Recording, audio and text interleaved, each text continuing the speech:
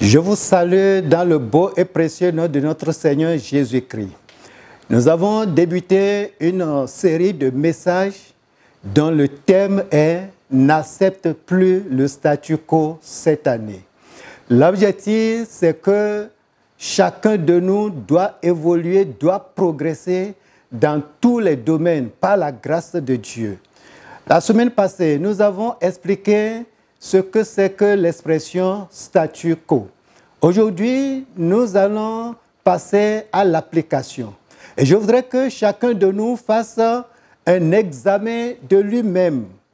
Combien de situations sont restées au statu quo dans ta vie? Combien de projets sont au statu quo? Combien de visions même sont restées au statu quo?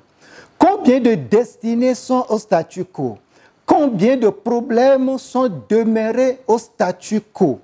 Situation spirituelle, statu quo. Situation professionnelle, statu quo. Situation financière, statu quo. Situation sociale, statu quo. Problème de santé, statu quo.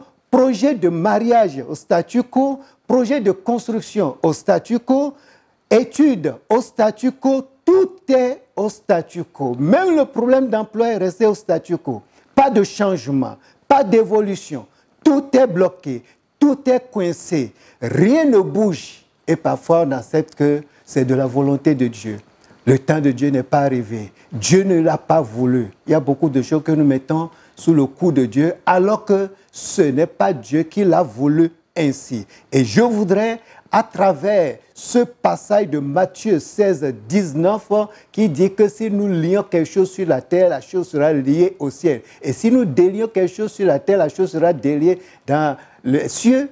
À travers ce message, nous allons changer beaucoup de choses dans notre vie. C'est pour cela que cette année, pour toi, que les choses changent favorablement au nom de Jésus-Christ. Que tes projets se réalisent dans le nom de Jésus. Cette année, tes projets que tu as formulés depuis longtemps, une année passe, deuxième année, troisième année, et nous sommes à cette nouvelle année, que cela se réalise au nom de Jésus-Christ. Ton mariage sera célébré cette année dans le nom de Jésus. C'est cette année même que Dieu va ouvrir la porte de l'emploi pour toi. C'est cette année que Dieu va te donner la promotion au service. Le dossier qui était bloqué depuis, on ne savait pas ce qui bloque la situation. Dieu a donné la clé et tu vas ouvrir. Je voudrais demander à chacun de nous de saisir cette clé. Nous avons beaucoup prié. Je ne suis pas contre la prière, mais il arrive des moments où on laisse la prière et on refuse simplement. On fait une déclaration prophétique pour dire ça là, je refuse, je ne l'accepte pas.